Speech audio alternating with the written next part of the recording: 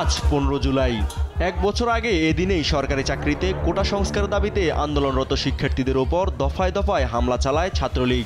শিক্ষার্থীদের সঙ্গে ছাত্রলীগের সংঘর্ষে রণক্ষেত্রে পরিণত হয় ঢাকা বিশ্ববিদ্যালয় সহ দেশের বিভিন্ন বিশ্ববিদ্যালয় ক্যাম্পাস। ছাত্রলীগের এই হামলায় সারা দেশে প্রায় 4 শতাধিক শিক্ষার্থী আহত হয়। এর মধ্যে শুধু ঢাকা বিশ্ববিদ্যালয় ক্যাম্পাসেই আহত হয় প্রায় 300 জন। এই 15 জুলাই মানে এটা মনে হচ্ছে যে গতদিনের ঘটনা আমার সাথে, কারণ এটার ট্রমা বা এটার ভিতর থেকে এখন পর্যন্ত বের হতে পারিনি। পিছনের দিক থেকে সাইডে থেকে ওদেরকে হয়ে একদম ধারালো কিছু একটা দিয়ে আমার মাথায় আঘাতটা করে। মাথায় আঘাত করার পরে কয়েক সেকেন্ডের ভিতর আমি সেন্সলেস হয়ে নিচে পড়ে যাই।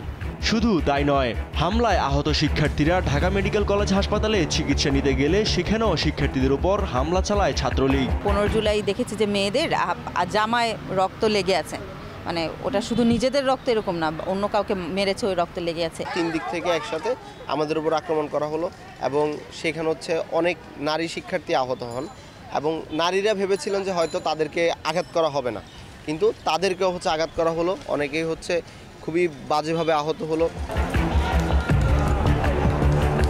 তবে এই হামলার সূত্রপাত হয় আগের দিন 14 জুলাই বিকেলে এক সংবাদ সম্মেলনে তৎকালীন প্রধানমন্ত্রী শেখ হাসিনা কোটা সংস্কার আন্দোলনকারীদের রাজাকারের নাতিপুতি বলার পরেই রাতে প্রতিবাদে উত্তাল হয়ে ওঠে ঢাকা বিশ্ববিদ্যালয় ক্যাম্পাস। মুক্তিযোদ্ধার সন্তান নাতিপুতিরা কেউ মেধাবী না, যত রাজাকারের বাচ্চারা নাতিপুতি হলো মেধাবী, তাই না?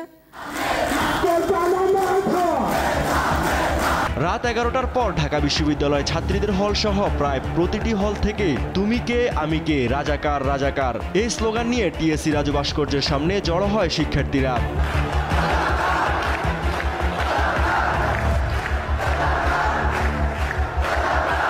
তবে সরকারি ছত্রছায়ায় ছাত্রলীগের বেপরোয়া হামলায় দেয়ালে পিঠ থেকে গেল, এরপর ঘুরে দাঁড়ায় সাধারণ শিক্ষার্থীরা।